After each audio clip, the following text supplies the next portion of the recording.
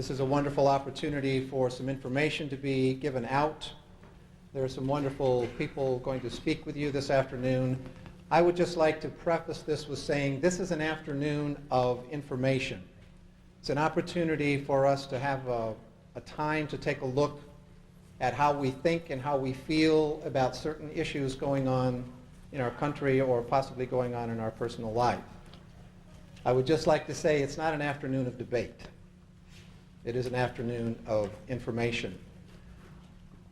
It is very, very touchy in some places. There is an opportunity for us to learn something, to see something, and maybe to discover something. So actually what I'm asking is that we have an opportunity this afternoon to keep an open mind, have an open thinking about the possibilities of what is happening in the world and in this country. And there will be an opportunity for you to question both Ted and Brice at the end. Today we will have a Q&A. So I'd basically like to suggest is that as they are talking, if you have questions, if things come up in your mind, write them down so that we'll have the opportunity to answer those questions and deal with them during the Q&A. Also, any of you that might possibly have cell phones, turn them off, please. Any of you that may have pagers, please turn those off, or at least put them on vibrate so you can enjoy the call.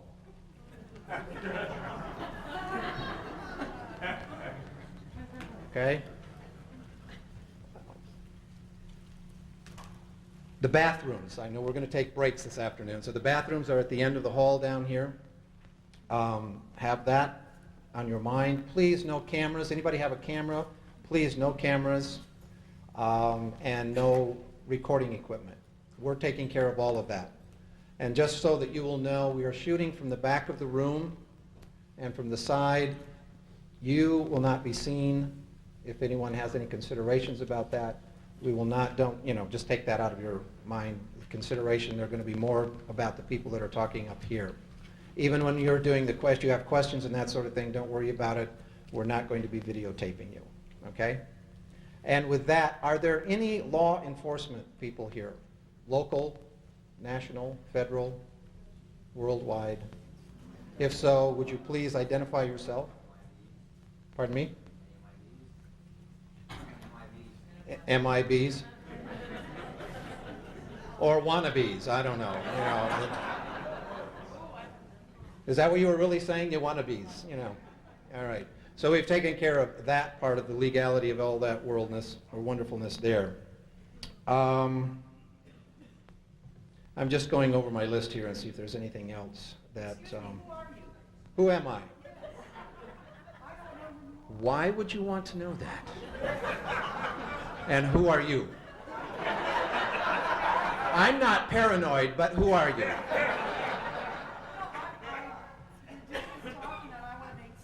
I see, I knew that. How about if I give you my name's Paul? Okay.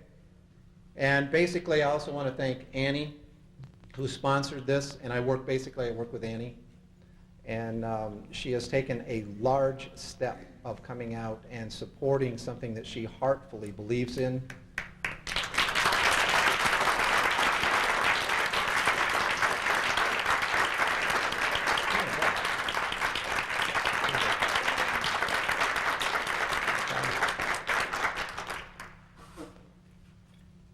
Einstein made a statement one time of saying, and I'm going to paraphrase it because I can't remember it verbatim, but he made the statement that it is basically impossible to prepare, or it is impossible to have peace when a world is preparing for war. I would just say that to each and every one of us today to look at where the peace is within ourselves. The peace, the harmony, and the opportunity to take in information that will be given today, that we might be able to move our life forward and then move the world around us forward. And that's really kind of what this day is about. So, with no further ado from Paul, who I would like to introduce to you right now is Ted Gunderson, who is going to share some information with you. After Ted has finished, there will be like a 10-minute break, and then we'll come back and Brice Taylor will be talking with you. Then we will have another break, and they will have Q&A, because we understand that, you know, the backside can only take so much as the brain is trying to assimilate things. So, with no further ado, Ted Gunderson.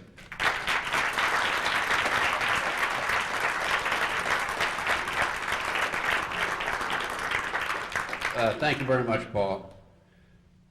I've been retired from the FBI for 20 years, a little over 20 years. And it was quite by accident I became involved in these issues. When I talk about these issues, I'm talking about a vast number of topics.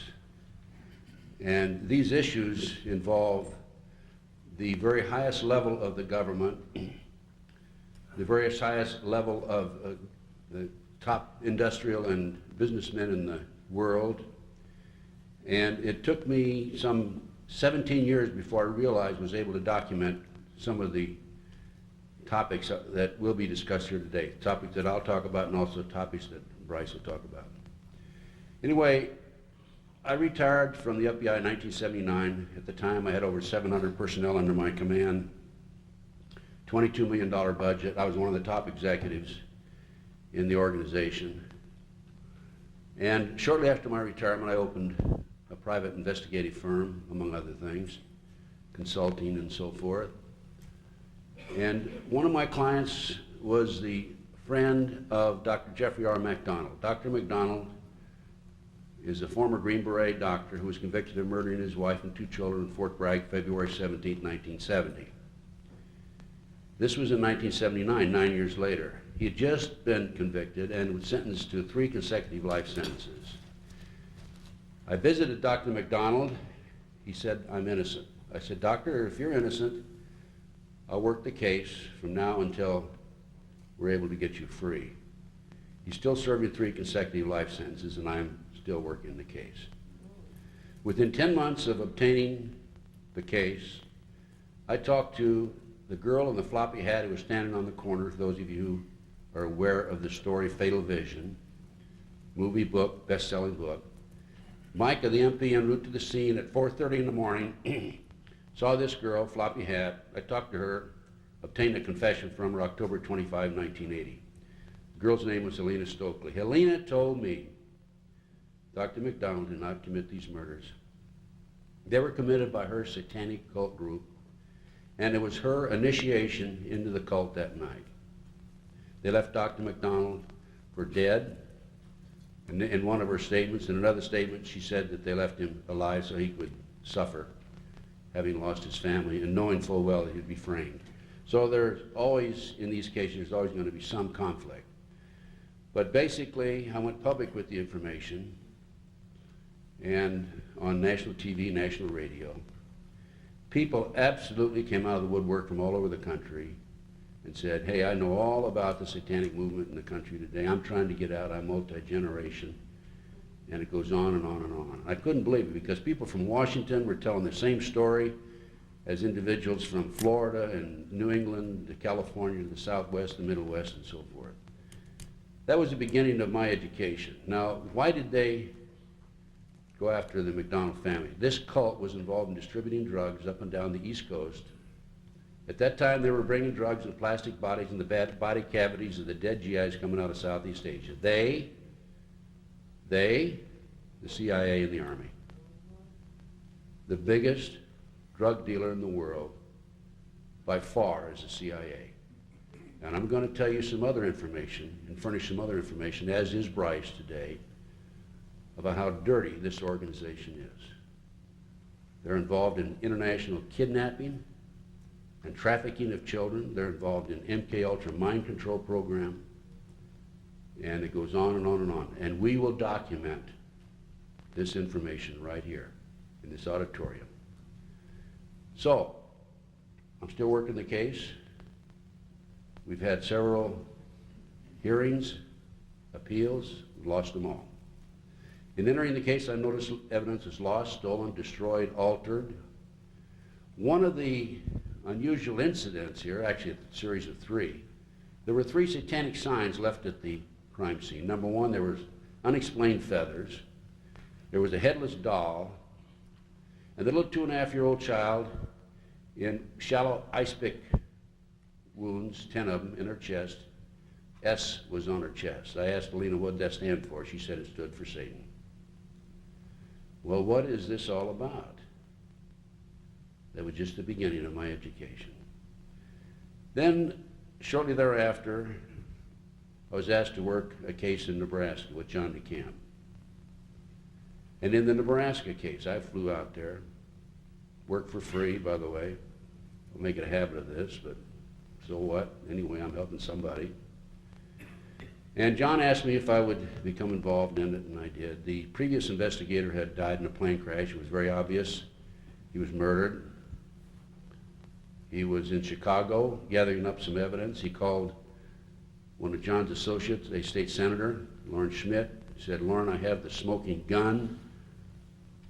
I have the evidence that will, without any question, convict these people," and I'll tell you more about the case in a minute. Got on a plane that night. The plane lasted about an hour and a half out of Chicago and blew up and fell to the ground. He and his little 8-year-old son were killed. Gary Caradori. I'd like to someday go back to Lincoln, put a statue in the town square for that man. He developed a lot of information. He was a brave man. Former Nebraska Highway Patrol. Anyway, from the Nebraska case, we learned that children were being driven, taken out of orphanages, private homes, Boys Town, driven from Omaha, Nebraska to Sioux City, Iowa, a distance of 184 miles away, placed in private jets, flown to Washington, D.C. for sex orgy parties with Congress and senators. We learned that children 10, 11, 12 years old, who were part of the network, Paul Benassi in particular, was used as a decoy in shopping malls, public places, playgrounds, schoolyards, and so forth, to attract other children of the same age over to that area. Then the adults would grab the kids, throw them in a car, and be off with them. Now, what were they doing with these kids when they were flying them to Washington, D.C.? They had a condominium. Larry King, he's not Larry King live television, but a black man who was a rising star in the Republican Party. He had a condominium, paid $5,000 a month. It was on Embassy Row. His salary was $17,000 a year. And these kids were being used for sex orgy parties with congressmen, senators, ambassadors, and what have you. It was basically to frame them. Another phase of the Nebraska case involved what I later learned to be MKULTRA Mind Control program. And Brice would talk a lot more about it herself. And these kids, many of them, were being taken to Offutt Air Force Base, SAC headquarters there in Omaha, tortured, put through drug programs, hypnotized, and victimized as MKUltra victims. It's a CIA mind control program, as I said. Who was involved? Chief of Police Bob Wadman, Harold Anderson, past publisher of the Omaha World Herald, society editor of the Omaha World Herald, prominent people, some of those prominent people in the community. What happened in the case? Cover up. There were 80 children initially came forward. Of the 84 were able to talk and give statements. 2 later recanted under threats. And as I said, this involved, among other things, kidnapping, murder, satanic ceremonies, MKUltra program. People have said, claimed that there's nothing to this MKUltra program. It's difficult to believe. But I have some material which I'll be glad to share with you. This is an item that's available through my research. It's right out of the Library of Congress, obtained through the Freedom of Information, actual government memoranda as to the MKUltra Mind Control program. Next. This is obituary of Sidney Gottlieb, and if you can read right there, he talks about being the founder of the MKUltra Mind Control program. The next picture of Dr. Jolly West, psychiatrist. By the way, he died in January, and Sidney Gottlieb died in March, I believe. And he talks about, or this article talks about his involvement in drugs and cults and the mind control program. Anyway, this is an outgrowth of what I ran across. Put the next slide on. Just some of the documentation involved. This is an article out of the Washington Times. Top Japanese politician linked to Spence. Craig Spence was a CIA agent who was used to set these ambassadors and public officials up. Next. Homosexual prostitution probe and snarls officials of Bush and Reagan administration. Washington Times also, June 29, 1989. By the way, Paul Benassi, who is one of the main witnesses, you can keep flipping them, in the case, Paul Benassi has drawn the inside living quarters of the White House. Public's not allowed there. Another article, power brokers serve drugs, sex at parties, bugged for blackmail. Go ahead.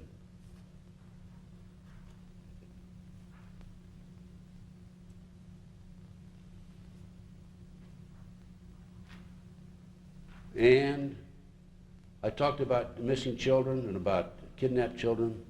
This is an article from the Reader's Digest, July 1982. 100,000 children disappear every year in America.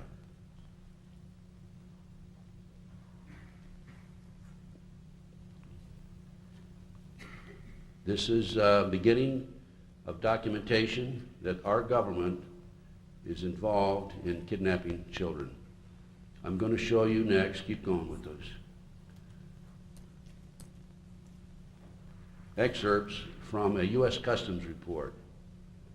This report is Department of the Treasury, and in February 1987, February 5th as a matter of fact, two well-dressed men with children varying in age from 2 to 7, 6 of them as I recall, were arrested in Tallahassee, Florida. From the arrest, the police traced the van up to Washington, D.C. to an organization known as the Finders. The U.S. Customs was notified, and this is the documentation from a U.S. Customs report. You can flip the page. To make a long story short, the Customs learned that the Metropolitan Police Department obtained search warrants, went in, and found evidence of satanic ceremonies, found documentation that children were being kidnapped off the streets and exported and flown around the world, London, Germany, to the Far East, and the Middle East. And this is, as I said, the report. Go back to that last page that you had on there. I want to read it to the audience. Turn it around and over. Okay. The customs agent went back to the Finder's address, and by the way, I've got the address in this report. This report is available. On April 2nd, 87, for a final evaluation of the situation. You've been talking to Detective Bradley. Bradley was not available on that occasion. So there was a third party, and here's what he was advised. That all of the passport data had been turned over to the State Department for their investigation. They found passports in the cars which indicated that the individuals at the Finders had traveled to North Korea and also to Russia. Illegal at that time, during the 50s, of course. The State Department, in turn, advised the Metropolitan Police Department that all travel and use of the passports by the holders of the passports was within the law. No action would be taken. As I say, this included travel to North Korea, North Vietnam in the late 50s and mid-1970s. It was illegal. The individual further advised me of circumstances which indicated that the investigation into the activity of the Finders had become a CIA internal matter. The Metropolitan Police Department report had been classified secret and was not available for review. I was advised that the FBI had withdrawn from the investigation several weeks prior, and that the FBI Foreign Counterintelligence Division, that's in headquarters, had directed the Metropolitan Police Department not to advise the FBI Washington Field Office, that's the investigative field office in Washington, D.C., of anything that had transpired. No further information will be available, no further action will be taken. Case closed. In researching the Finders, I learned that it had been a covert CIA operation since the early 1960s. Their main mission was to kidnap and transport these children around the world. You can just go on, keep going. I've gone through that whole report.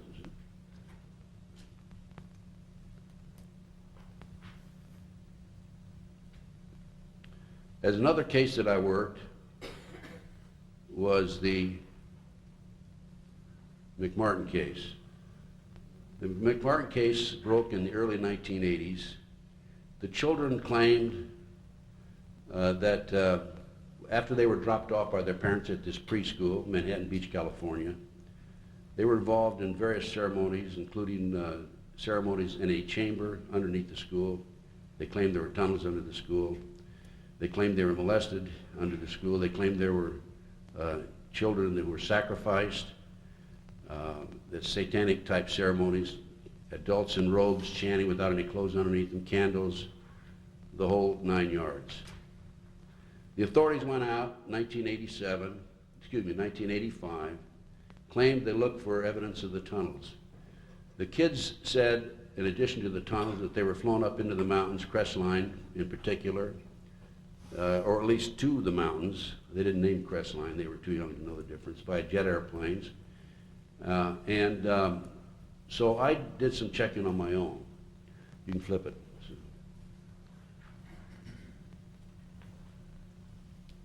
And as a result, in the early April 1991, I gained access to the property. And from the access, I hired archaeologist, Dr. Gary Stickle, at UCLA. He brought in a team of individuals, professionals, and we dug for tunnels under the school. Whereas the authorities could not find the tunnels and subsequently stated that the children were hallucinating, there's nothing to it, we found the tunnels ourselves. And these are, Sue, I think we're kind of out of order there. Can you kind of watch me and we can, Sue? I mean, Brice, can you kind of watch me because,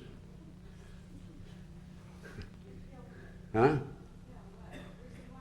Well, they were in order. Okay, this is an example of the school. We went out and dug it up and went down and looked into the cross of the dirt. What happens is when you go take a cross section straight down, you can see foreign dirt that had been filled into the tunnels. Keep going, Sue. That's the entrance to the tunnel under the Dog West classroom. Keep going, Sue. Now, the interesting fact here is that these avocado roots were live. There was a dead avocado root over here, which meant that the entrance to the tunnel, there was a 9-foot entrance that had been cut as so. Keep going, Sue. Upside down. Other way. Yeah, keep going. Other way. That was the concrete, oh, keep going around. That's it. That was the arch between classroom 3 and classroom 4. It was actually arch, and that was the tunnel that went through there. This was a pentagram that we found on the plate in the sandbox. We found this Disney bag, plastic Disney bag, copyright 1982, 1983, in the entrance of the tunnel, actually under the foundation, so it could not have been placed there in 1966 when the building was built. It had to be in place there sometime subsequent to 1982. The tunnel's been filled in. Keep going, Sue. This is the live avocado root that I mentioned to you a few moments ago, and some more. And this is a diagram of the tunnel entrance. There's the live avocado root. There's a dead one. And that was, as I said, about 9 feet across. Another diagram. That's where we found the plastic Disney bag right there. Keep going. And that's the diagram of the school. There is the west entrance that I showed you just a few moments ago. That's the chamber. The tunnel went across the 4th classroom to the 3rd classroom. We didn't have time to explore it further. We ran out of money and also time. We were kicked off the lot, actually. There's a tunnel here. The children claimed that they were taken up into the triplex of the next door, the bathroom of the triplex. There was a trap door there, and taken out into the community and prostituted. We found that the trap door in the bathroom of the triplex next door. Keep going, sir.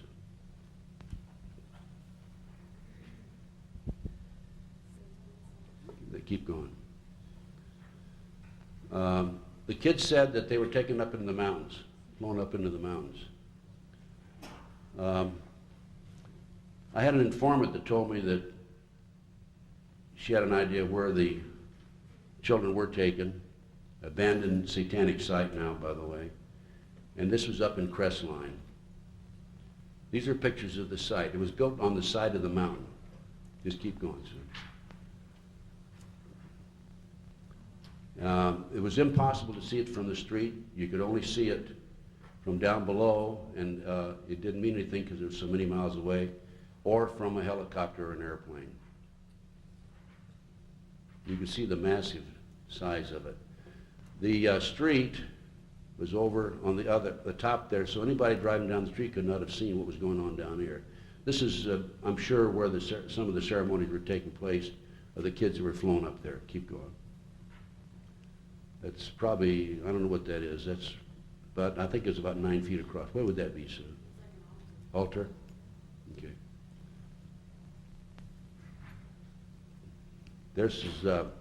It's down in there. It's where the site is. This would be where the street is, so you can see you couldn't see it. Keep going. That's probably, that was an altar we think that was broken, a big stone. 666, that was carved in one of the rocks. That was a large circle with all kinds of writing. I couldn't get up high enough to take it all in and get it all on one picture or a series of pictures. That was in the dungeon. They had a dungeon with a drop hole. The hole was probably about 2.5 by 3 feet, and it was about 10 feet down. It was below the surface. The ceiling was probably about 8 feet high. I think that's where they held their captives before they sacrificed them.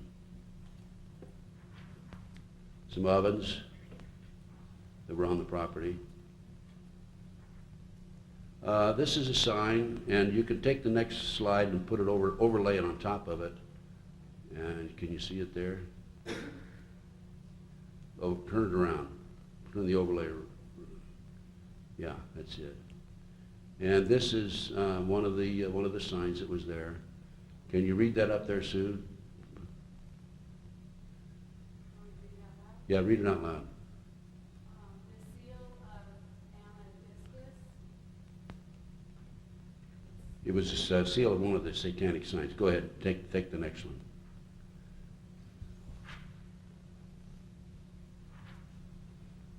And put the overlay on top of it.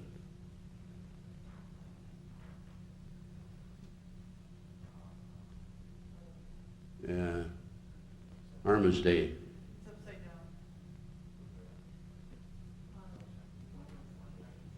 down. Okay, that's all right. Go on to the next slide.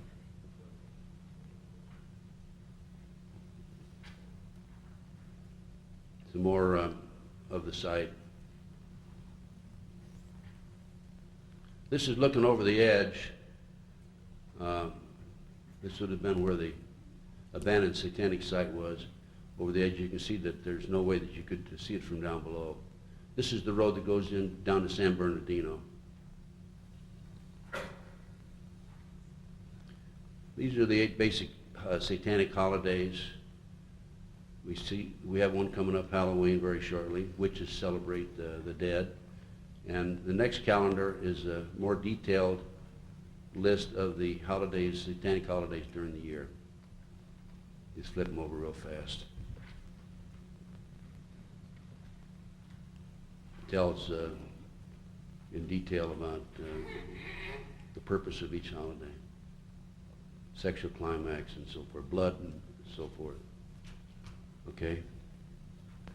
Now, during the McMartin case, at the time that it broke, I called the U.S. attorney, not the U.S. attorney, but the district attorney, and I told him, I talked to Dale Rubin, who was the prosecutor. I said, I think I know where the children were taken up in the mountains, and I'd be glad to take you up there.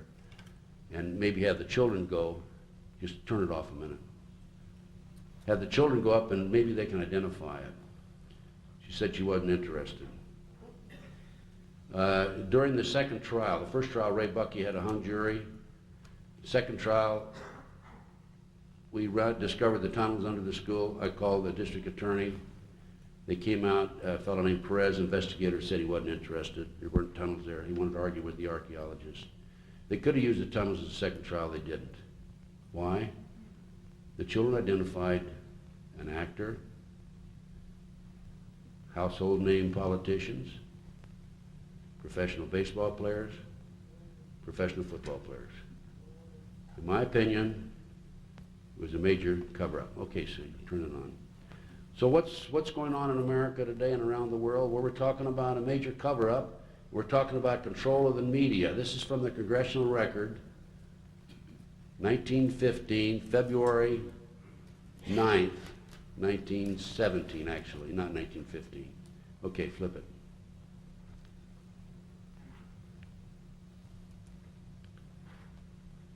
And that's a continuation of page 2, Congressional Record, February the 9th, 1917. Okay, go ahead and put the next one on. We're going to read a little bit of it here.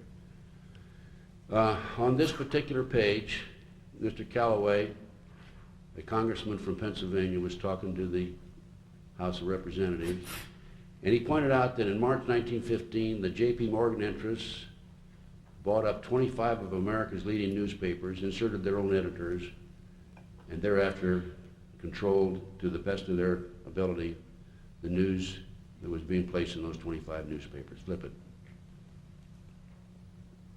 That's a continuation of page 2, page 2948. Okay, Sue, keep going. Who's who of the elite members of the Bilderberg's Council on Foreign Relations Trilateral Commission Skull and Bone Society Committee of 300. You want to know why they control and how they control it? This will give you the list. This is a book written by Robert Galen Ross. Flip it. This gives you a list of the various organizations that have members at the very top level. You see here, magazine publications, Time Magazine has 6, Newsweek 4, New Yorker 3, and so on down, total 46. We also have federal government in here, and so forth. Flip it. Is the Illuminati alive and well today? Well, you're not going to find out from checking with the mainstream media, but here's a little article that I found in the Picayune, Mississippi newspaper, and it says a group of Illuminati, including top and experts in a range of fields, met, and some of the names there are their household names, including Newt Gingrich, Bill Gates, and others. So there you go right there. You didn't see that in your main LA Times or the New York Times, did you? Okay. I mentioned that I've been involved in this research for 20 years, and up until about 2 to 3 years ago, I used the term loose-knit satanic cult drug network. It was only after one of my lectures in Las Vegas, I talked about the McDonald case itself, and a man came up and handed me this book, Pawns in the Game. This explains what's going on in America today. We're talking about the Illuminati. Flip it, Sue. This is the best documentation I've ever seen of the Illuminati. It talks about Adam Weishaupt and how he, we're getting off the subject now. Talks about Adam Weishaupt, how he set up 25 goals, and some of the goals were to control the press, and other goals were to disrupt the youth through drugs and liquor and morals, to have agent within the various organizations, influencing the politicians, and so forth. There are 25 goals in this book. It's an outstanding book. I highly recommend that you obtain copies of it. Beg your pardon? Could you repeat the author of that book? William Guy Carr, and it's available through my research. And by the way, I've got about 100 handouts here. I urge all of you to come up and take one if you haven't done so thus far. Basically, I think that's the extent of my 45 minutes.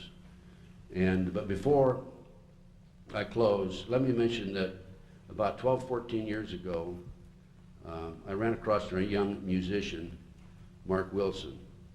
Had a lot of talent, has a lot of talent today. And as a matter of fact, I supported him financially and supported him in other ways. He actually lived in the same complex as I lived in Las Vegas. I alerted him to the problems that we have with the children, kidnapped children on a regular basis. And he became inspired. And he wrote a song in my living room called Rescue Me. Mark, in the meantime, just recently had his first album released. He's on the top 10 records in a number of radio stations around the country. This album is available to you.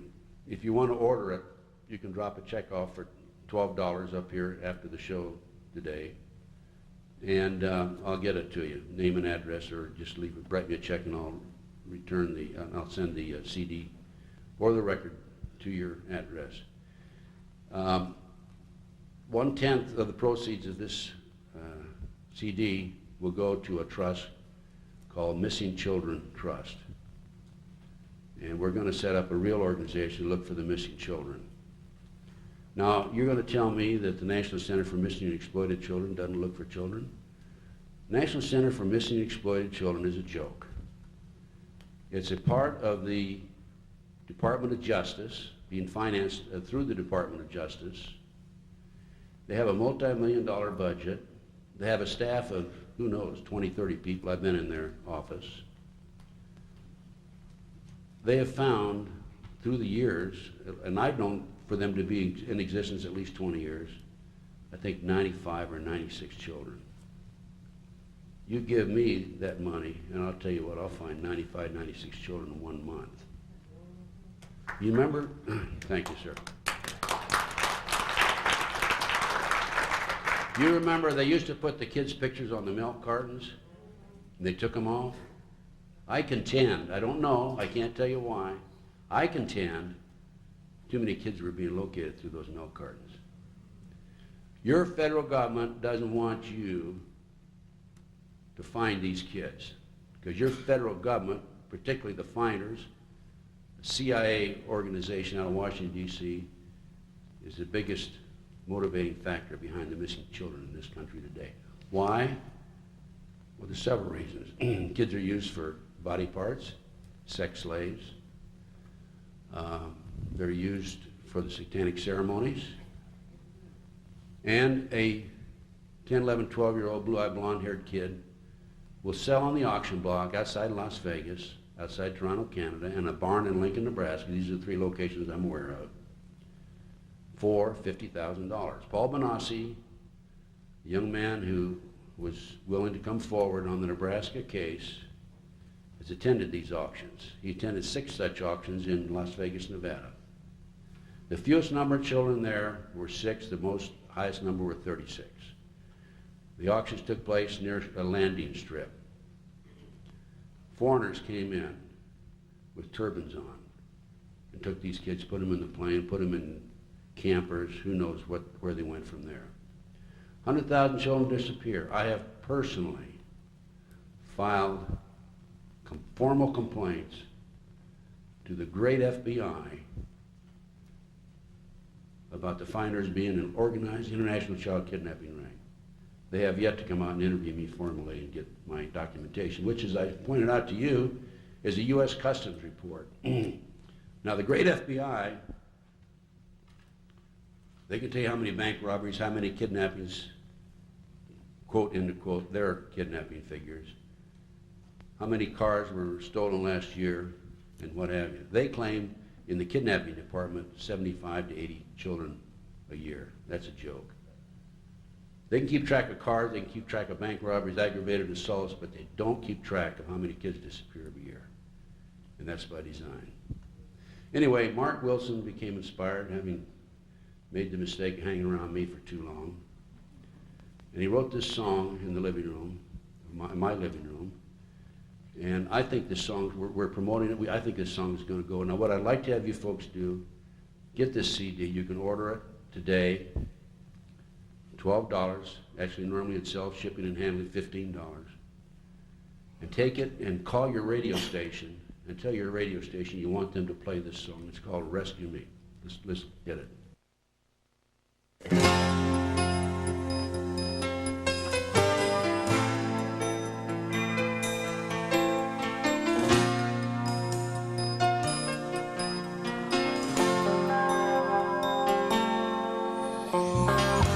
This is a song for all the children taken from us every day. There are some people making money from our children they enslave. Bring them back to their families, bring them back where they belong. Rescue them from their nightmares, rescue them and bring them home. They took my baby from the playground. In their car they drove away. I hope she knows that I'll be searching. I can only imagine what she might say. Take me back to my family. Take me back where I belong. Rescue me from this nightmare. Rescue me and take me home. Every day there are children missing. Why isn't anyone ever listening? I can hear the children crying in desperation once they die. It's up to us to keep trying.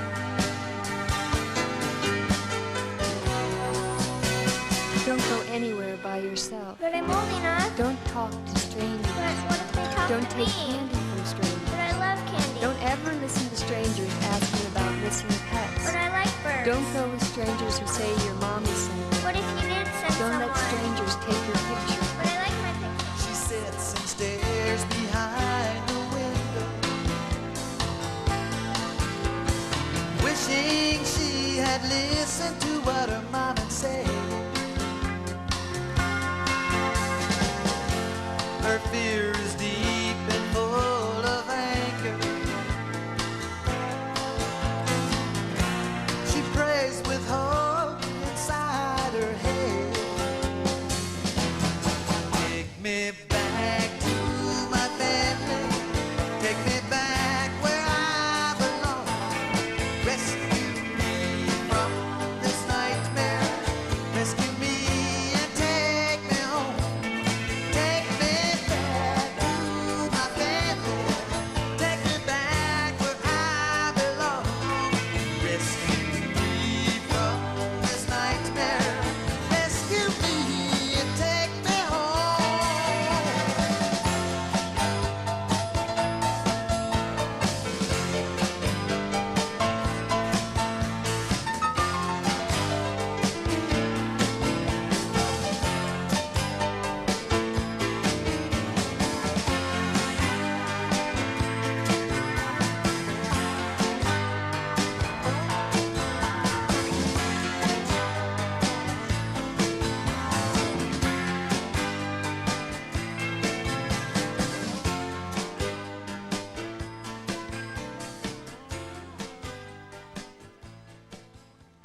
Thanks very much.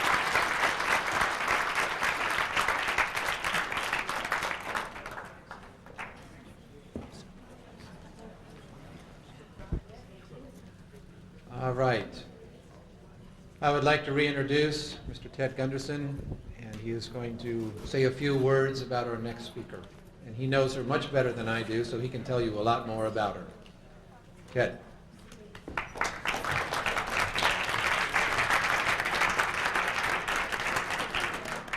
You know, when you become involved in these issues, as I said earlier, you network, and that's one of the great pleasures that I have. It causes a few headaches now and then also, but I think that's the answer to the problem, if we can all network together and help each other. And a number of years ago, I guess about 4 or 5 years ago, I had a call from a young lady, and she basically told me that she had some problems, and I referred her to another individual who I thought would help her. And one thing led to another, and then I developed a close relationship with this young lady through the years. We communicated by telephone on a regular basis, and she's fantastic. She's really fantastic, and I wanted to make sure that I was the one that introduced her today. I asked if I couldn't introduce her today because of the work that she's done. Of all the people in this field, I think she's probably done as much or more than anybody that I'm aware of or know of. And of course, that young lady is Brice Taylor. And she's a great person. She's a dear friend. And even if she doesn't know how to flip the overheads, I still love her. But I'm going to flip her overhead, so I'm going to get even with you. Anyway, let me introduce to you Brice Taylor. And just give her a big hand. She's very special.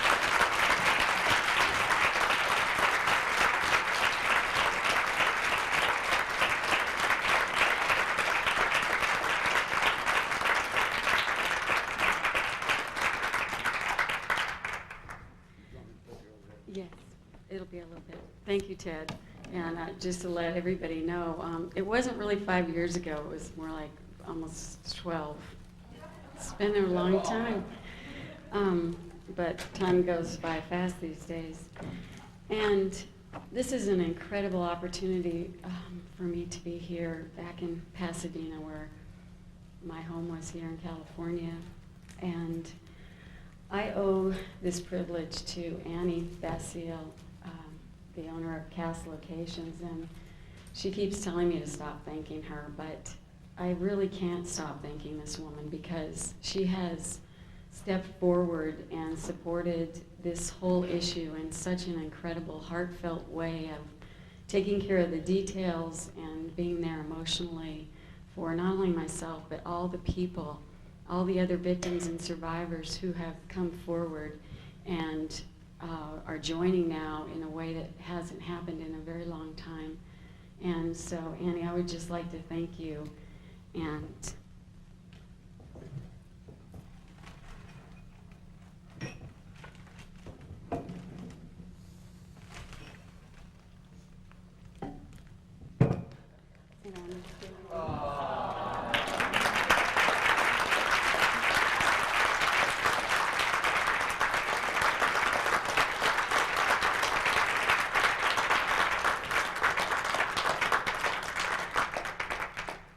I'd also like to thank all of Annie's friends, Patricia and Anthony and her family, both Anthony's and her daughter, and all the people that have really worked behind the scenes to bring this whole event together, as well as holding the hands of a lot of us who've been through this and needed to share. When the press release went out saying the Hollywood business owner supports mind control survivor, it was just an incredible healing for not only myself, but all of us that have been through this, as people now not only take us serious for what all we've been through, but also are willing to step forward in an effort to end these atrocities that have gone on behind everyone's backs.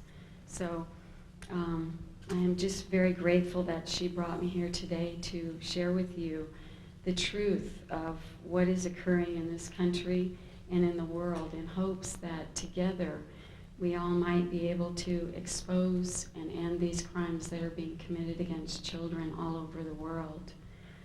And I will share today with you my truth as I know it, so help me God. And so I just wanted to state that I'm grateful for the healing that I was able to come up with, which seems at times to be miraculous coming from where I've been.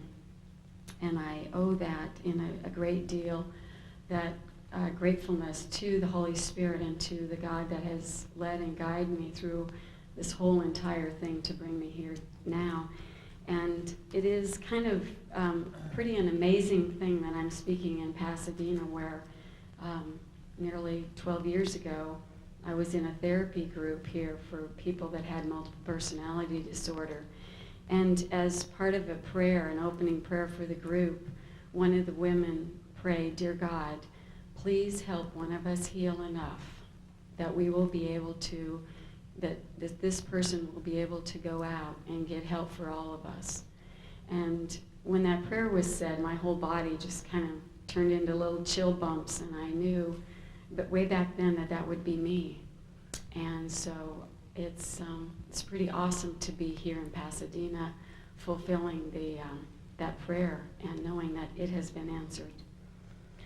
I also want to thank Ted Gunderson, who, even though he thinks it was only 5 years ago, about 12 or 13 years ago, he began consulting with me by phone along with Catherine Gould and giving me tips on how to stay safe and what to do when men in suits were following me. And he just was there for my security and to listen and to lend a caring, supportive hand. And I'm really appreciative to him for all that he has done in exposing the satanic ritual abuse and the mind control that's gone on. So thank you, Ted. You missed the thank you.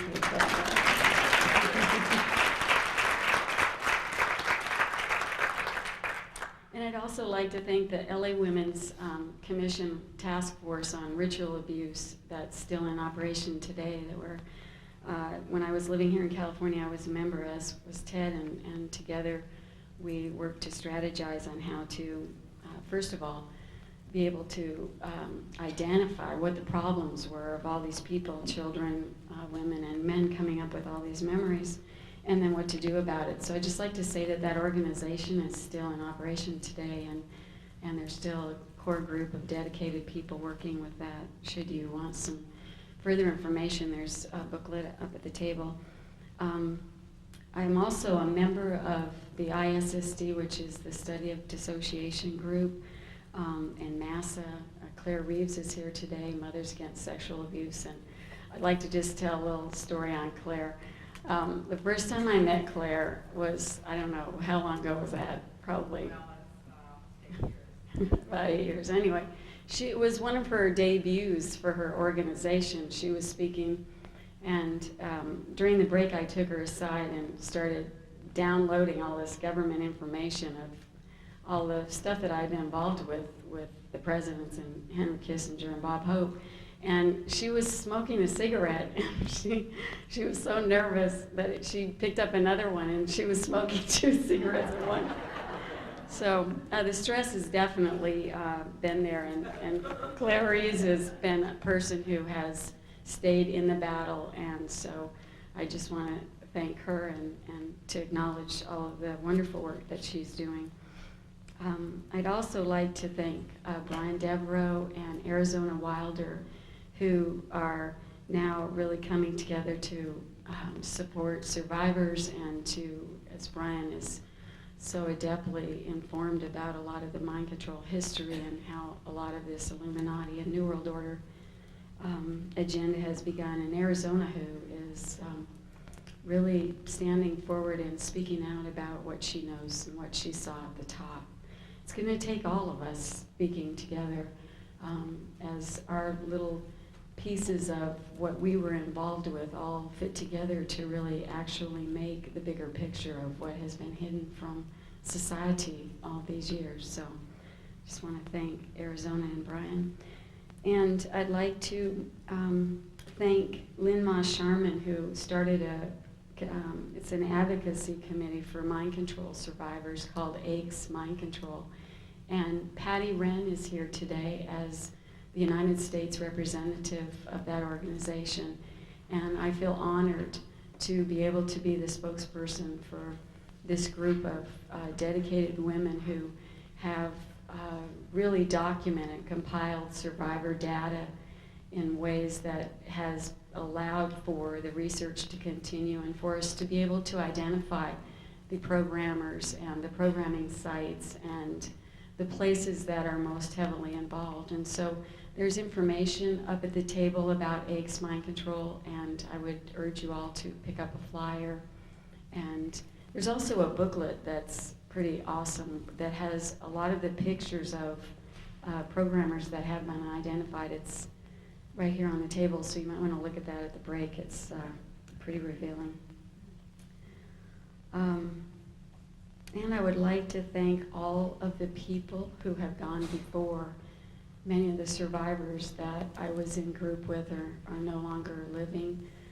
Stress or whatever happened, many of them didn't make it. And a lot of the people that in the earlier days, it was quite a danger to be speaking out. In today's world, there are more people who have come out and talked about this, and so the danger and the risk to all of us is much less. I used to have men following me in cars with guns, and all kinds of hideous things were happening.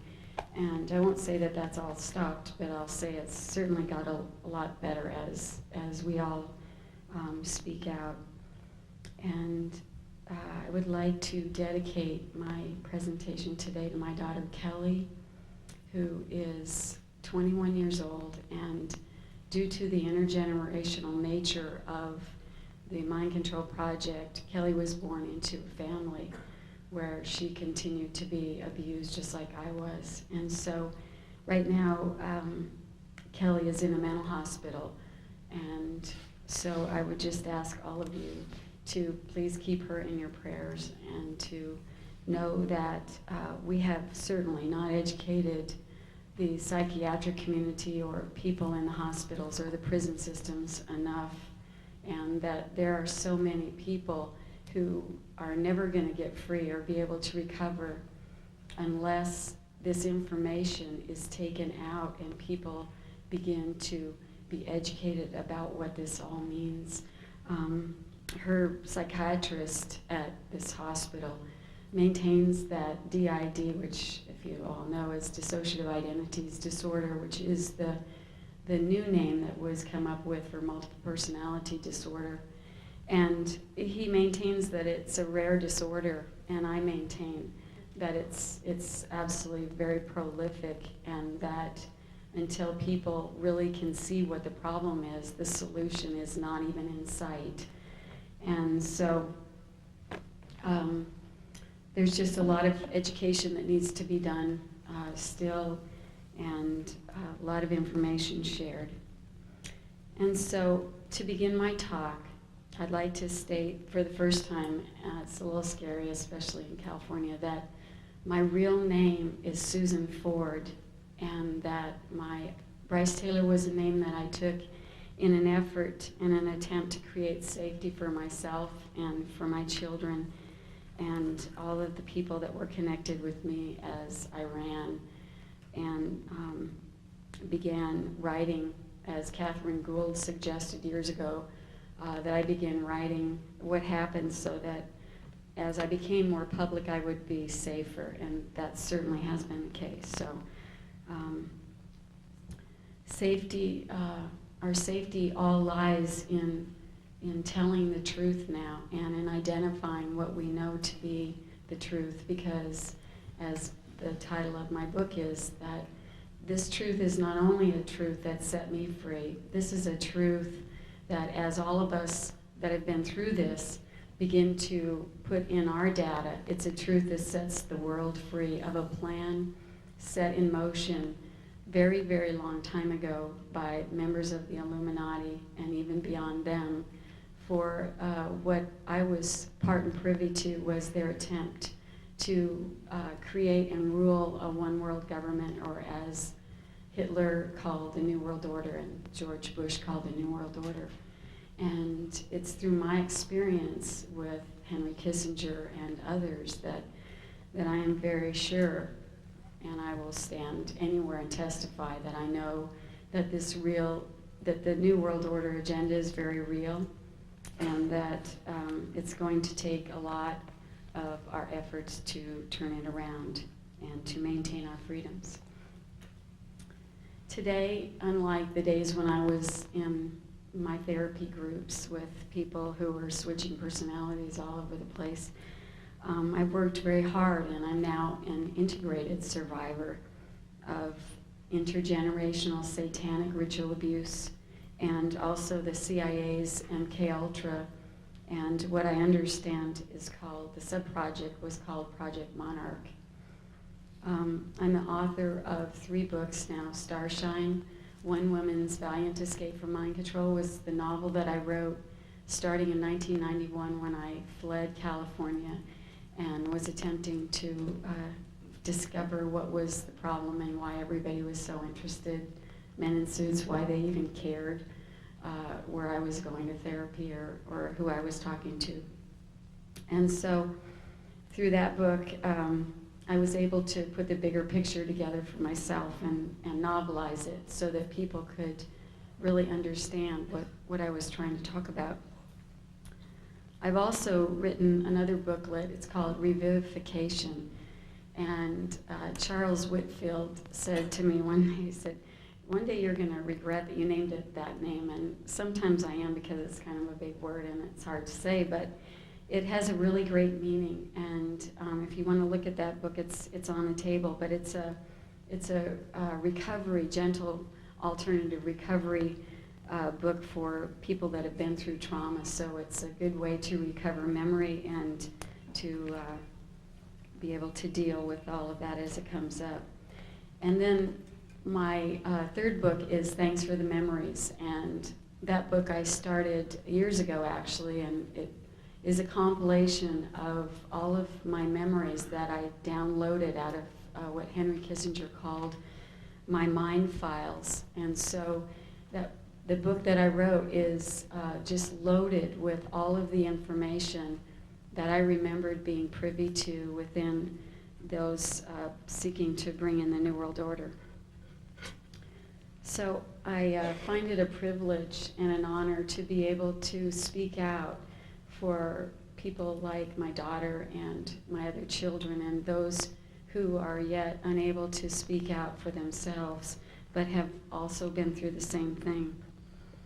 Normally the groups that I speak to are mental health professionals, and so we're kind of on the same page, and I really know exactly what they're going to need to hear in order to help the victims and survivors that they're working with. But I know that we have a wide and varied audience here, and it's really very exciting to know that what I always call so-called normal people, like, I get, Annie, you're normal, that people that are not been through this are normal, and so it's really exciting to have normal people pay attention and want to know.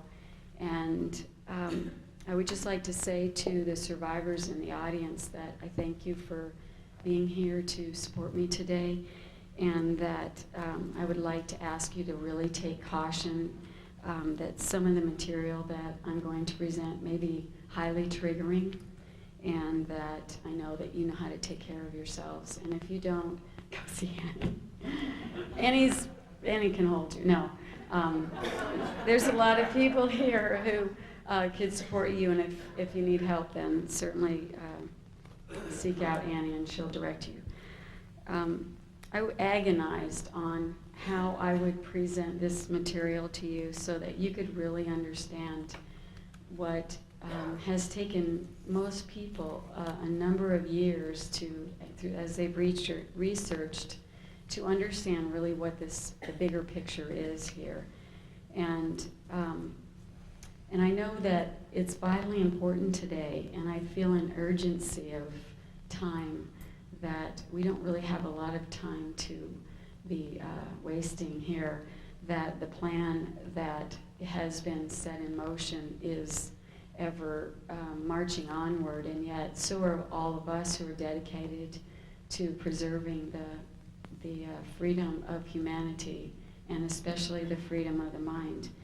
And it's vitally important to free those many suffering under mind control and expose the system that has allowed this to proliferate, and also to expose those individuals participating at the top that has operated in the dark for so many, many hundreds of years. This system that operates within the government and beyond into a group of people who I reported to beyond the government called the council have been working in the dark for many years, and the system that they have enacted threatens our country and the freedoms that our forefathers worked so diligently to set up, and the basic freedoms of humanity, and most especially of the mind.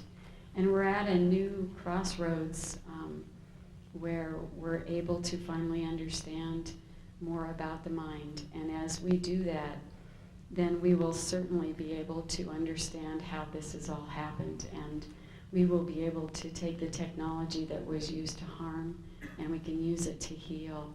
And that is my hope for the future. At the conclusion of the writing of the Constitution, Benjamin Franklin was asked, "What have you wrought?"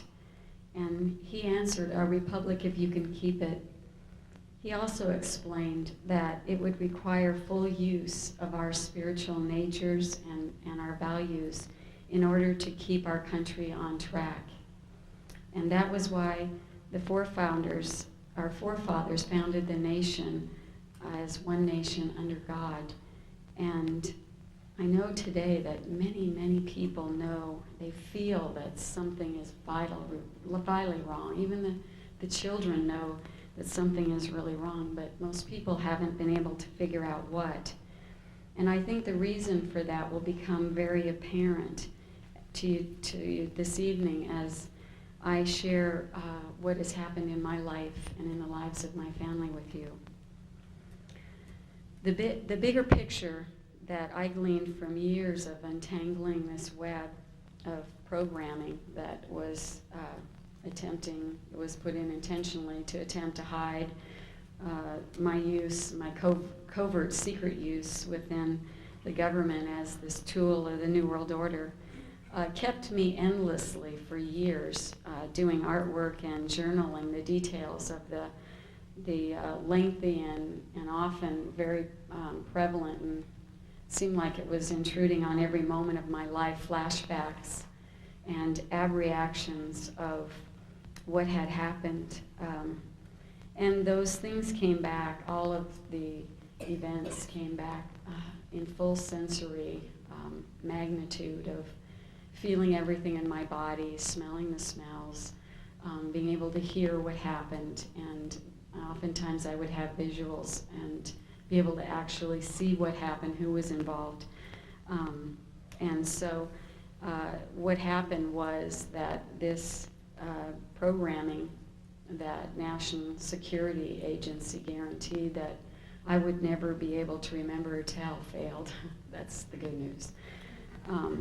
That's the really good news, because as we all tell, you all, and I'm starting to sound Southern now because I live in the South, but everybody is going to be able to know what they need to do to end and stop this. So it's actually in some ways a gift that all of us that have been through this are able to wake up and tell our very personal and private experiences with world leaders and with people that are affluential and who've had people fooled about who they really are.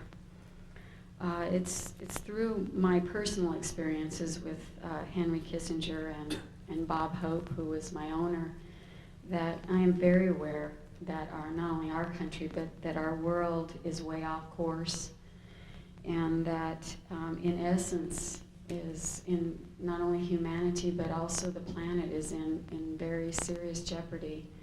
And for things that we value, I've found that it's going to take our care and attention in order to be able to bring this back into the right alignment. In the next hour, I'm going to share with you many of the top secret and many of the still classified projects that were hidden and tucked neatly away from public scrutiny by so-called national security and within my own mind in these so-called mind files. And these events that I witnessed are contributing to the loss of freedoms of our country and of the citizens of the United States and the world. And they allow for the intentional torture of children to be used as a non-paid slave labor force. And this isn't just a handful of children from California or from Nebraska. These are people all over the world, and I personally interact with many of them and hear their testimonies and what's happened to them. And there is no doubt in my mind that this is a very large plan. Their plan is for the mind control slaves to continue to serve the elite, and everyone except these self-appointed elite will begin to live as worker bees. So basically, as we enter the new millennium, a lot of us that were and are under mind control will continue to do their jobs to serve these elite people. And with all of the targeted frequency satellites and all of the ways that they know how to manipulate brainwaves through that targeted energy, they have some plans for all of you to only be able to think to a certain level. And to understand all this, and to help Kelly, it really drove me into studying all about the brain, and I'll get into that a little bit more, but that is their plan. And the way that they have been able to utilize all of these children, starting with children and now into adults, is through trauma. And trauma is the conditioning base that was used to set in the mind control. And the trauma done very early on is something that actually splits and shatters the psyche of a small child who is unable to withstand that much torture or trauma at a satanic ritual or through sexual abuse in family or whatever the list of all the different traumas. What happens is that when that happens, the mind splits into different segments, and it's sort of understanding all of this really demystifies all of the sensationalism that has been publicly portrayed about multiple personality disorder.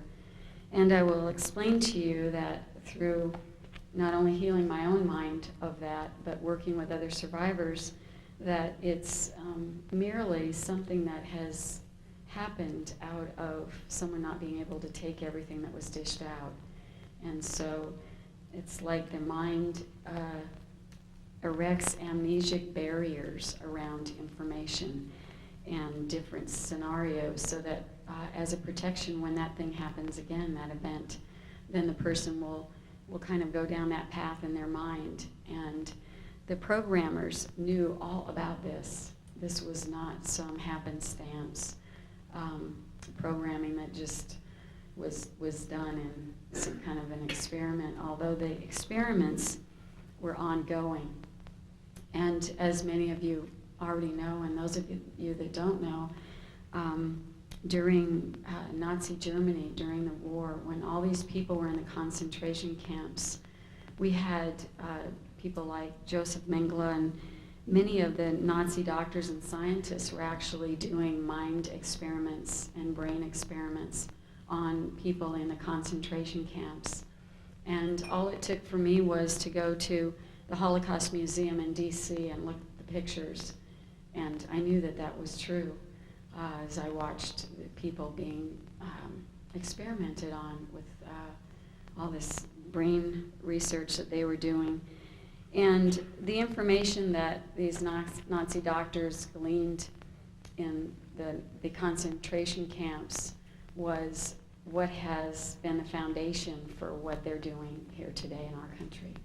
And for you to understand how that has all happened, our government, actually the CIA, flew a lot of these doctors, the perpetrators, after the Nuremberg trials, instead of being prosecuted, they were given immunization from prosecution.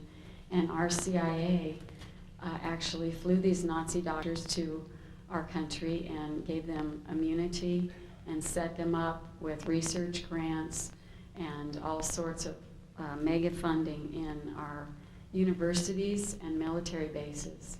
And they continued not only their further research on the mind, but they also continued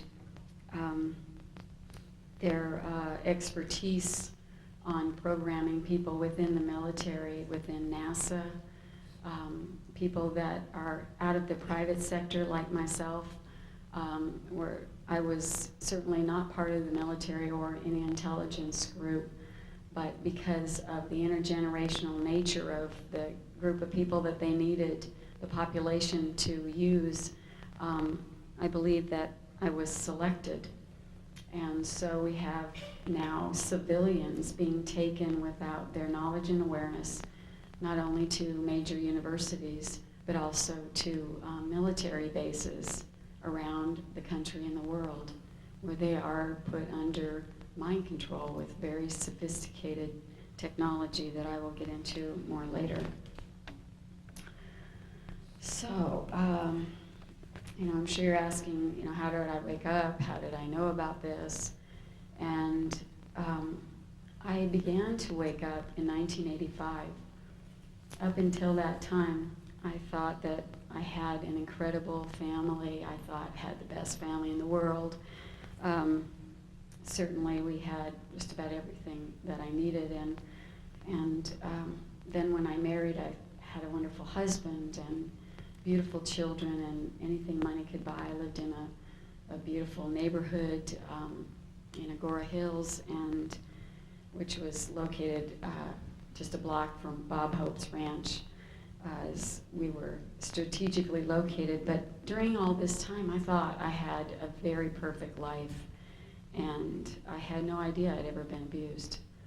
And to let you know how it feels to be under mind control and hear about ritual abuse and mind control, I can share my experience where I was attending Pepperdine University working on my degree in psychology, and I attended an international psych conference where Catherine Gould, who, as many of you know, is a therapist who's worked with ritual abuse, DID patients for a very long time.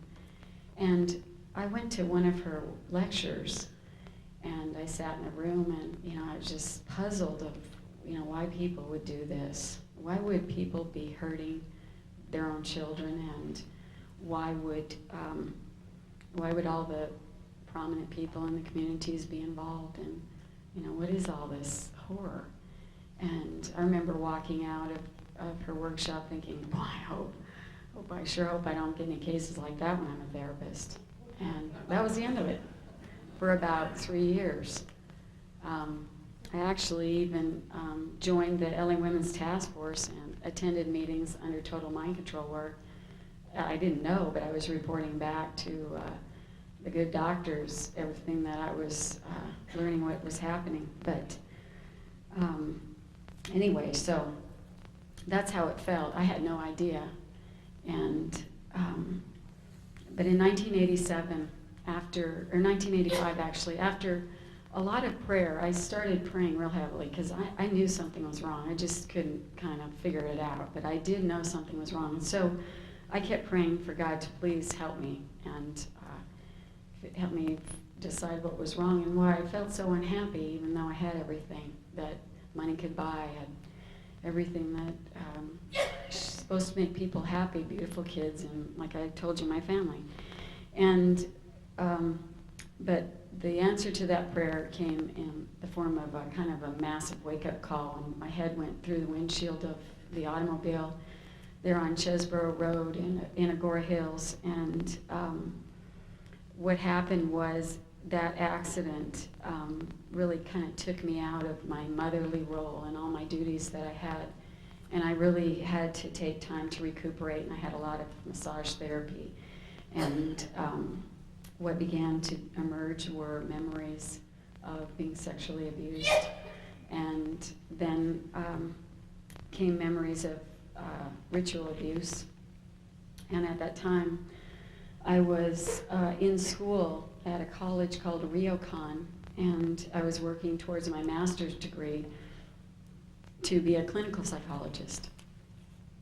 And I still had no idea really what this all meant, but all I knew was that my memories now began flooding in to the extent that it was either continue on with school and put my past behind me like everybody kept telling me, just, let the past go, just live in the present, or enter therapy full time.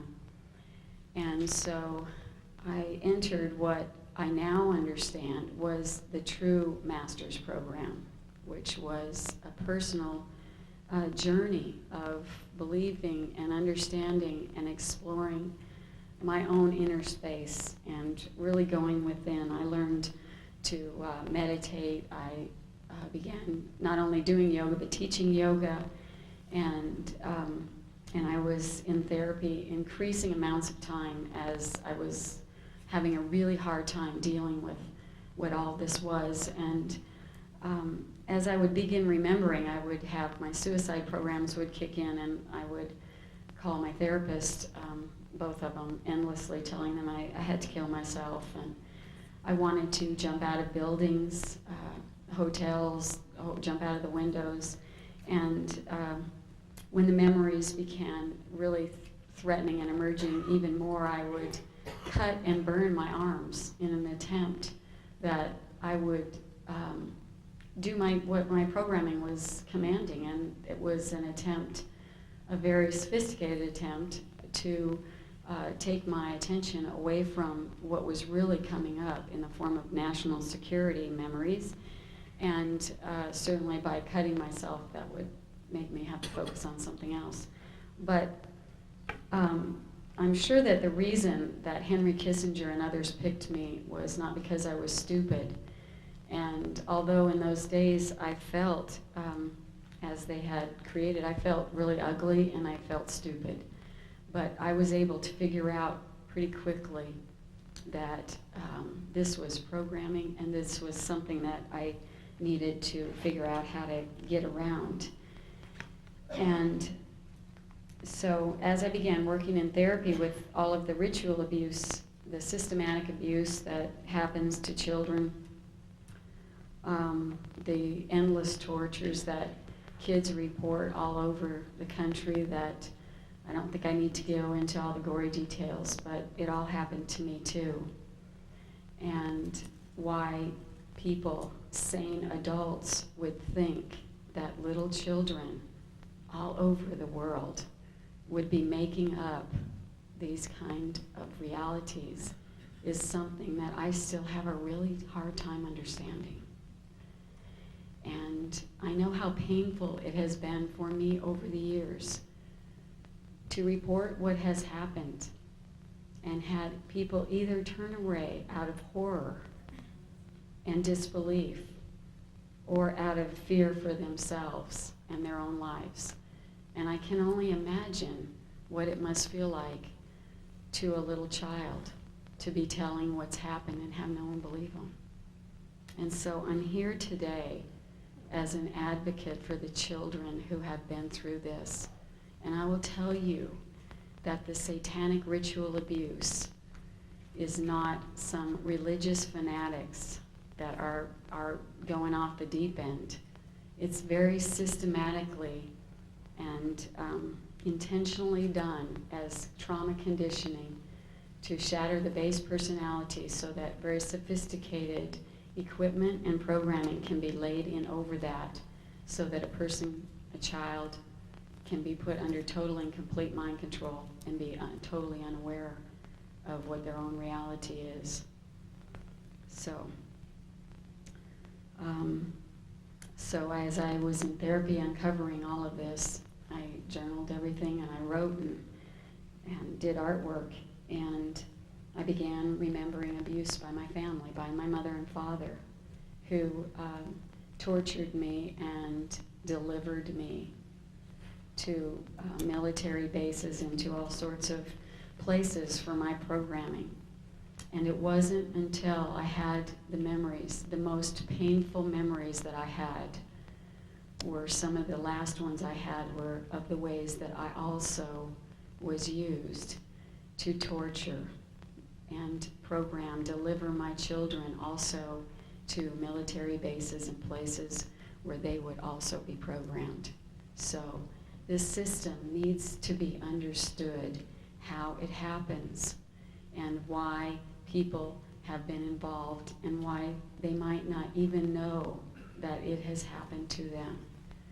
But when I started realizing that my ex-husband and I had both participated in even my own children's abuse, I began to have some compassion and understanding for my parents and for people like even the Buckies in the McMartin preschool, because perhaps, given the reality of understanding how this system works, perhaps they also are or were unrecovered victims who themselves may not have even remembered what they were involved with. That's the intentional way this was all set up. So as we're able to really come to a higher level of understanding how this system works, we're going to be able to bring the kids and the adults suffering still, bring them recovery and tools for helping. I was taken to U.S. military bases as a very small little girl, where I was programmed, and I met for the first time one of my father's uncles in Long Beach, and his name was Charles Lilly Horn. And I believe it's because of my family affiliation with this man, who was the owner of Federal Cartridge Company, which was a munitions manufacturer, and also the Olin Corporation, which later I believe even went on to fund some of the research used on the mind control, that I became involved in this.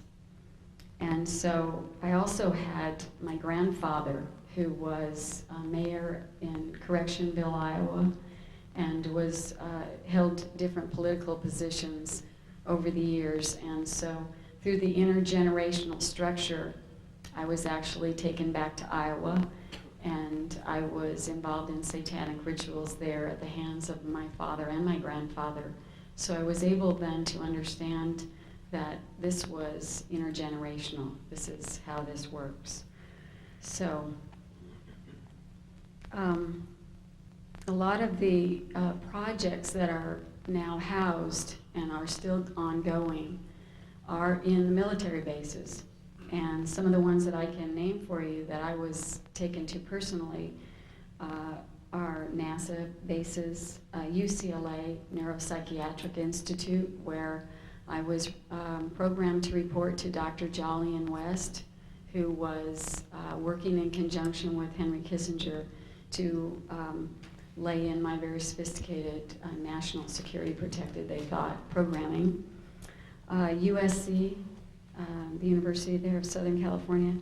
I was taken to Bethesda Naval Hospital, where I had an implant inserted into my nose. I was taken to Edwards Air Force Base, Point Mugu Naval Weapons Center, and different bases in and around 29 Palms. And I was taken to a lot of other places, and still, as yet, I'm not able to identify where specifically a lot of those places are. But through like the information that's been compiled through AIC's Mind Control Committee, a lot of other survivors have filled in the blanks. So that information is available on a website, and as I said, you can pick out a brochure up here when we're finished.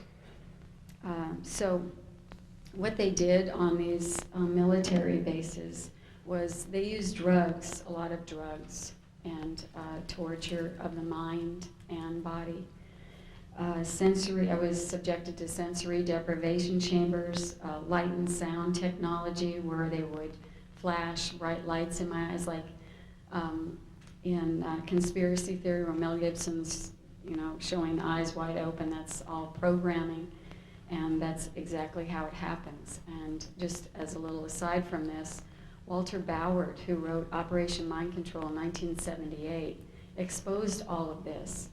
And because of the massive CIA cover-up, although his book was made a bestseller, it was bought up out of all of the bookstores by the CIA, and people weren't educated and informed about this, so it continued to go on. But Walter Bauer was actually one of the consultants on conspiracy theory, and so that movie is not fiction, it's fact. And there's a lot of it that's very true for people that have been through this. They often played different sounds in each ear, some very piercing, painful sounds, and in the other ear, sounds that were barely inaudible, and they used hypnotic technique and frequency technology coupled with electroshock. So it's pretty horrific stuff, and it's been really pretty helpful to expose what all of this is in an attempt to stop this.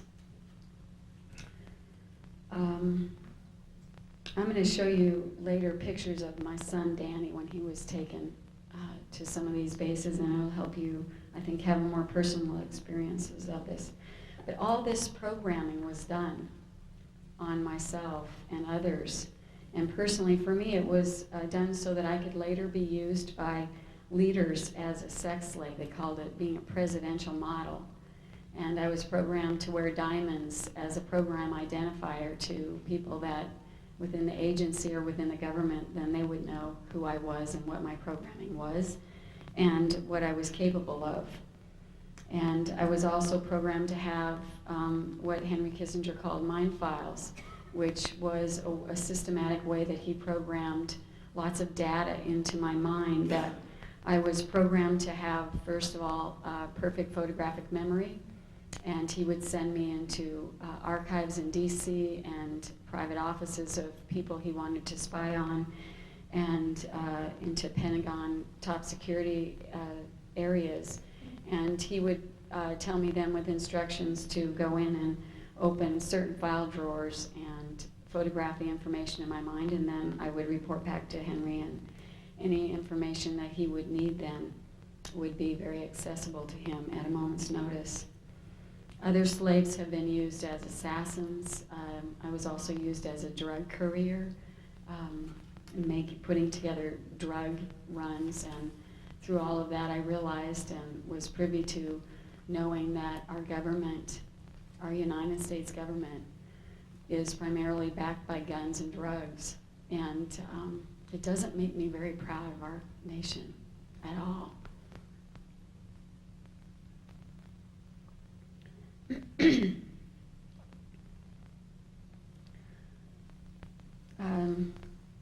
So anyway, Henry also programmed me to have a section in my mind files that was a postal system for the elite.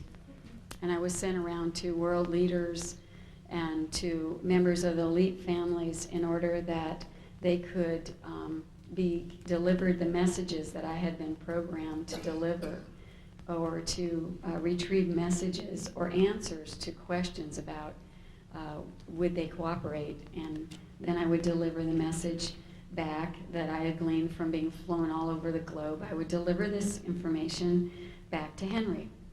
And then Henry would report to whoever he was reporting to, and that was the way that they attempted to keep this planet, the New World Order, very organized. And certainly when you have a slave labor force that is programmed never to make a mistake or never tell, it keeps things pretty organized.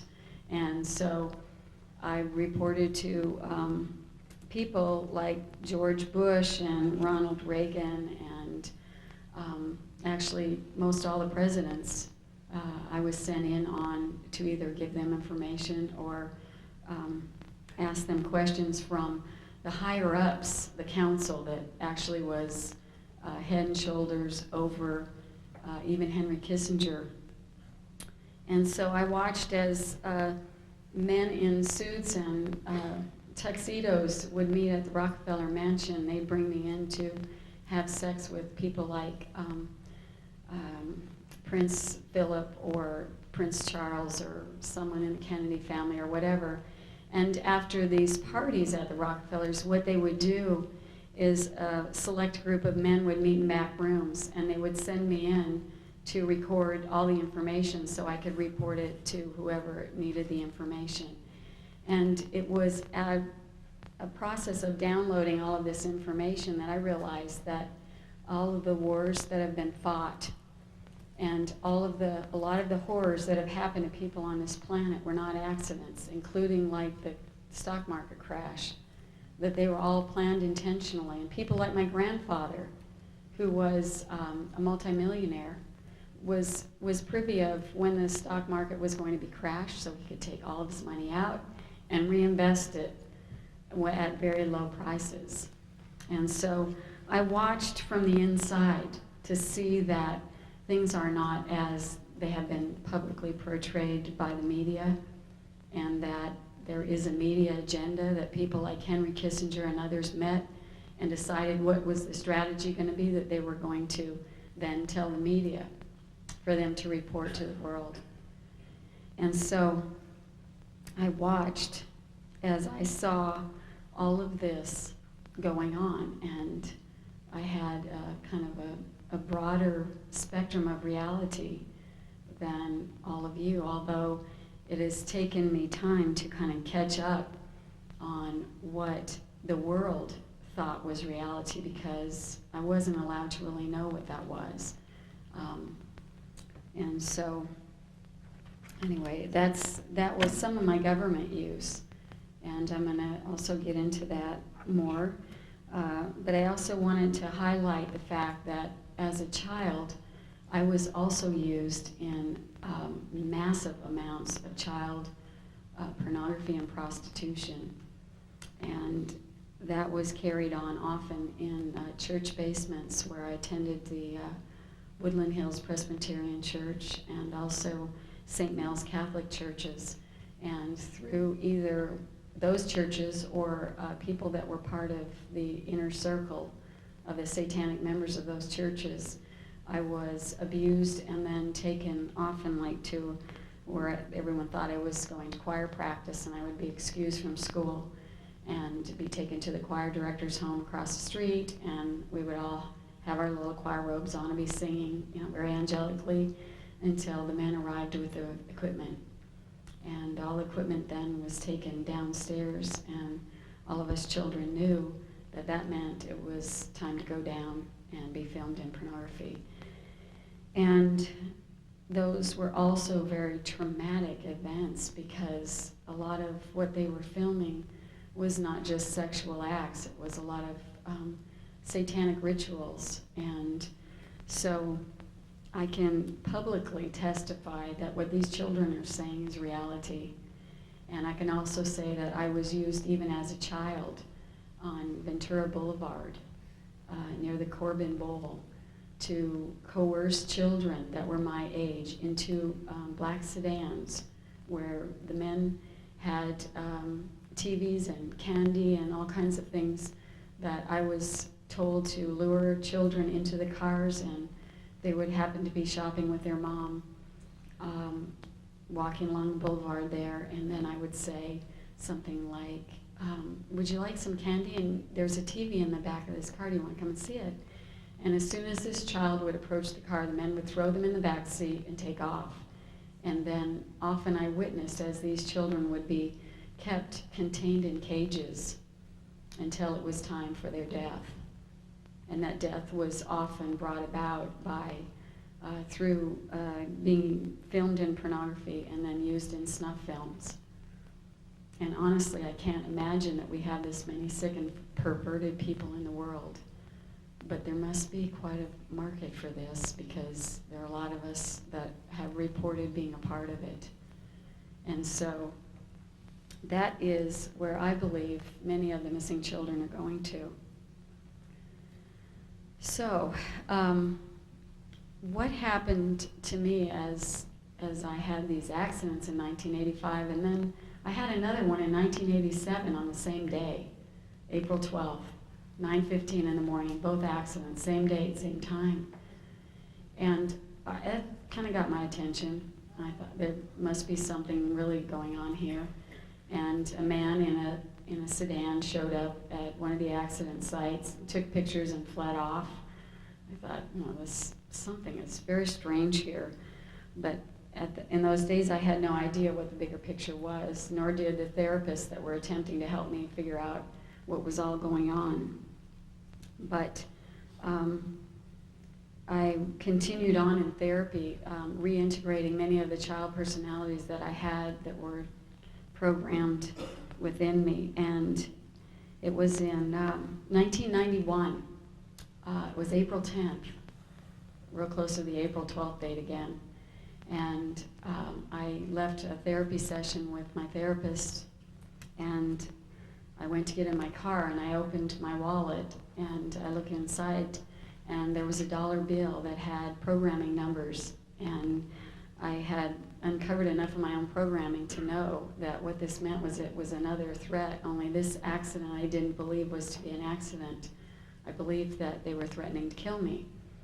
And across this dollar bill was the date April 12th, and then it had a series of programming numbers that corresponded to different programs within me. So I was terrified, and I had attempted to explain to my husband a little bit about some of these satanic memories. And I found that when I would talk to him about it, that he would just become very angry. And so I learned not to talk to him about it. And I learned not to tell him about my plan that my therapist and I had come up with to get me out of California and onto the island of Kauai before April 12th. And so that day when I left my home there in Agora Hills, I had no idea that I would never be returning there to my children or my husband or the home and my family that I loved. And once I got to the island, I didn't have any money because I had to leave everything. And so I began using the ocean as my therapist. And I had a person came to me and gave me a light and sound machine. And I was terrified of it because that was the very thing, some of the very things that had been used to program me. And I thought, oh my God, what is this? But this man very patiently sat with me while I re-experienced a memory on it and found that it was much less painful to recover memory with that. And so I sat endlessly recovering memories about governors of California, about Pete Wilson and Reagan and Hope and Nixon and B.B. Rebozo, and I mean all the people that I name in my books, the Dodgers, and had I not had the ability to document all of this, I would have thought I was crazy, because it didn't really make any sense until I was able later to really put together the larger picture of what this whole New World Order agenda was. And then with that, it started to make sense of why all of these people were involved. So anyway, Ted Gunderson and Catherine Gould kept giving me security tips, and I was running from place to place, trying to stay alive and sleeping on the floors in people's homes that opened their homes to me, and continued to write Starshine. And then later on, over the years, the further deprogramming that I did in memory retrieval, I spent hours just sitting in a meditative state, remembering and detailing all of it in writing, and that's what's in my book. So I won't be able to cover all of that, but certainly I hope to give you the bigger picture, and then with the information in my book, you'll be able to see how I was involved with even more details with all of these people, including people like Alan Greenspan. So one perspective I would like to share with you is that I believe that the mind control is one of the major secret weapons of those people bringing in the New World Order. And as we're able to understand how this works, that's how we're able to go into these places where this stuff is still happening and demand information and demand that it be stopped and identify the people that are still, whether they're under mind control themselves or just disconnected left brain scientists, whatever it is, it needs to stop. And it's definitely going to take all of us to do this. How are we doing on time?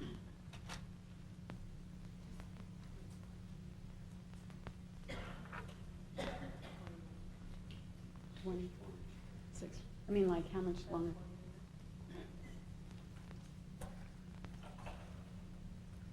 Okay, I wanted to explain a little bit of the mind control enhancements that I had. And one of those was, like I already told you, the photographic memory and the ability to store vast amounts of data for quick recall with the encoded files that Henry Kissinger named with code names. I was a message courier imputed with specific words and programmed to deliver them to exactly as they were programmed into people all over the world. Total recall of conversation with people and then be able to report it back word by word, everything that was said, including sometimes when there was rooms full of people conversing. Sexual expertise, I was trained at training farms and by all kinds of prostitutes and Playboy bunnies and everything to be the perfect sex slave for Bob Hope, as was Kelly. And that sexual stuff is something that you can read about in my book. I talk about sexual encounters with all the presidents and world leaders, but for you to really understand that Henry Kissinger and others, they knew exactly what these sexual encounters were doing, that they were actually setting up a different brain function, and that once after sex, that when this information was then given to somebody, that then they would be receiving it in a different brain state and it would carry more importance. So it wasn't like some stupid little thing they were doing, although I found that most men were very easy to sexually manipulate, and then often they were then through the coercion that happened through myself and others, if they weren't already involved in the New World Order agenda, they were after that. And especially if they were pedophiles and had sex with children, like George Bush, who had sex with my daughter Kelly at a very early age during the time he was vice president. When Reagan was president, I was prostituted to him and Kelly was prostituted to the vice president. And so whether these people are themselves under mind control or not, it needs to be exposed and stopped. I mean, this is just horrific. I was programmed, as was Kelly, as long-distance swimming without tiring so that I could swim between ships, passing information about drug runs or to meet council members or some of these men that are puppeting the world out in the middle of the ocean at very strategic locations, where then I would listen to their instructions or the information and report it back to those who needed to know. I was involved in a lot of parapsychology and psychic research and remote viewing and telepathic communication studies and experiments. And although the government often makes fun of psychic ability, believe me, way back when, years ago, they were using all of this psychic technology with all of us, remote viewing and asking us, what are they doing in this country? What is this person doing? And also the telepathic communication, where when people wouldn't give me information, I got it anyway because I could read their minds. And so a lot of this is technology that all slaves have, and these programming things can be put in place with all of the methods that I told you about before. So Bob Hope would have parties, and they would bring in lots of sex slaves, and they would keep people like my children in back rooms for people that Henry called people with alternate sexual preference.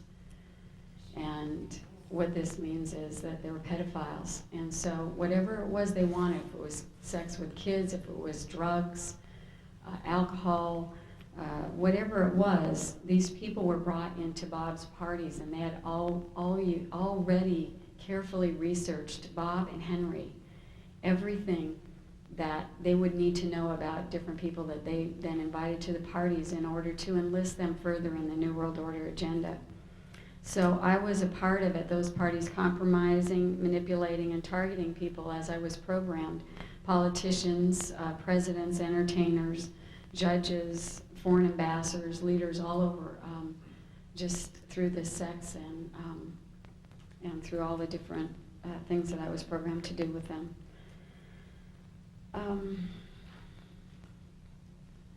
I also was privy to a lot of the projects, the mind control projects that were being done at USC. My ex-husband was in dental school there, and I was not only prostituted to people in position of authority at USC, but I was also taken into some of the programming centers there and programmed, and I also delivered, like I'm standing here today, only now I have my own agenda, but Henry would often have me demonstrating the mind control technology to people who they wanted or needed to know about that. And the way they got to know was through a series of meetings. If they were continued to cooperate and not be horrified by what they were hearing, slowly they got bumped up to larger levels of this top security and classified project. So I witnessed a lot of that at USC. And I also witnessed as a child and as adult that a lot of this New World agenda is fueled by the secret societies. And the ones that I was abused by were the Shriners, and also the Masonic Order people are reporting Masonic abuse and by 33rd degree Masons, and most all of our presidents, for your information, were 33rd degree Masons, and that makes them privy to this mind control information. This is the secret that they rise through the ranks to learn about, and at the top, what they participate in as a seal of their oath of secrecy is often satanic ritual. And myself and others were laid on altars and raped, and this happened as a child and as an adult. So this is part of how it continues. There are hand signals. The Shriners and the Masons at the top have hand signals where they signal each other and alert brothers so that they can have full cooperation. And this even happens in court cases where children are, the non-offending parents trying to get a child into the safety and of their home, and a Masonic judge or a Masonic attorney will give a hand signal or do the little things, and that child is, the whole case is dropped and the child is left with the perpetrator. So these things are real, and they're still happening today. Henry's strategy that I heard him talk about with Nelson Rockefeller was about hiding this all out in the open. And they talked about how the bigger secrets were protected by their incredulity. And certainly all of this does sound pretty incredulous. And the themes of movies and television and news, radios, newspaper, songs have often been strategized and cooked up with not only things to make you think a certain way and feel a certain way about certain people, but also to keep people that are programmed under mind control programming. I was used in Las Vegas when I was a teenager with Elvis Presley, and I watched in horror as this man would throw up after he had been programmed. And I watched him cry and ask, "What's wrong with me?" and not be able to have sex because he was so sick from what they were doing to him. And I had been sent in to have sex and deliver messages to him, to deliver to them, the programmed audience. And through my experience, I know that people like Elvis Presley are programmed, that people like Neil Diamond are all part of this, and people like Michael Jackson. I watched Michael Jackson be abused as a child. So as all of us together that have been through this identify the people that are in positions who are programmed, we have the fuller, bigger picture. and we will be able to stop this and bring help to those that are still suffering.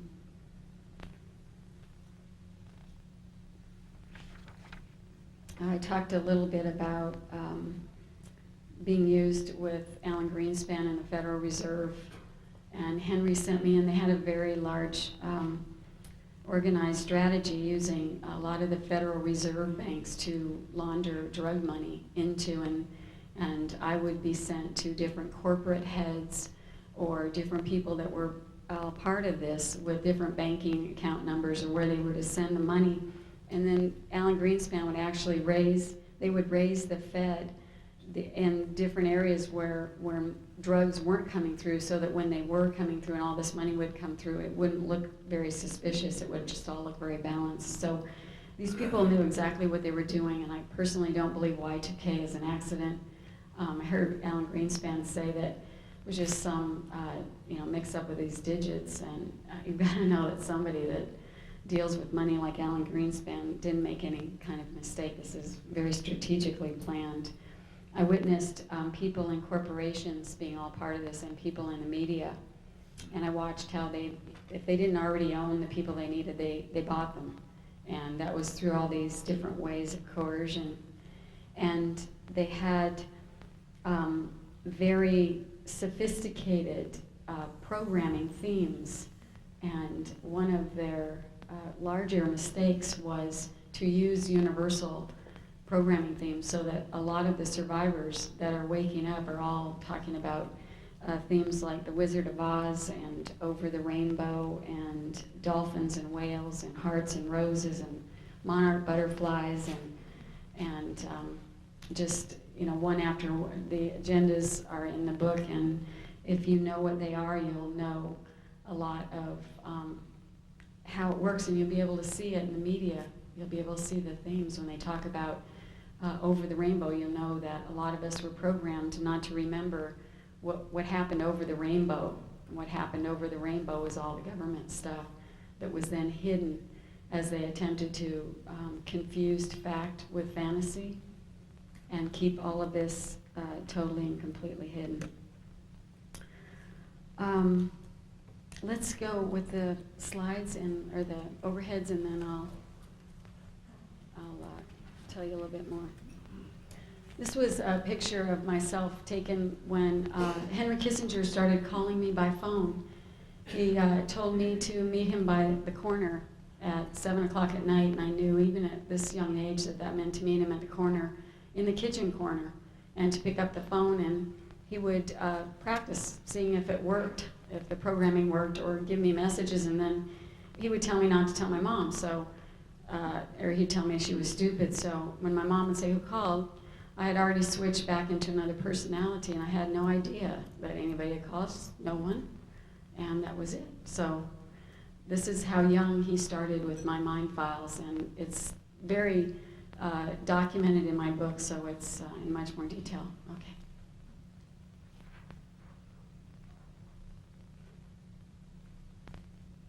Hurry up, Ted.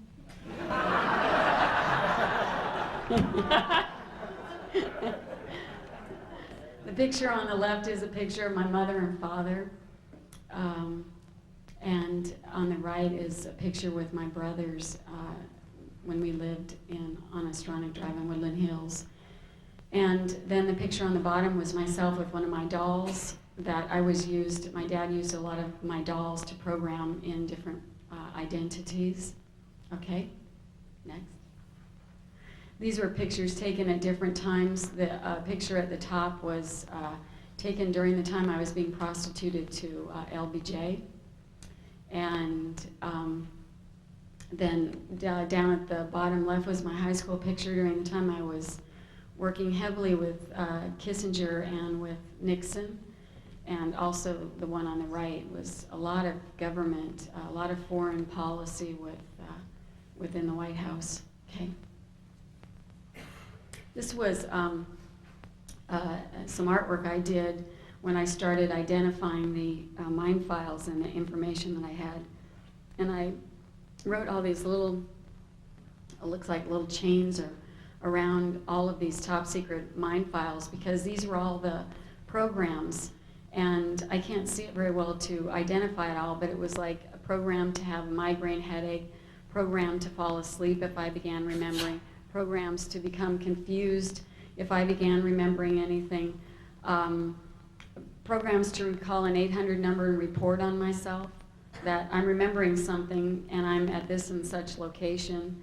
And so then they would reorient me back to UCLA Neuropsych Institute to come back in for some reprogramming.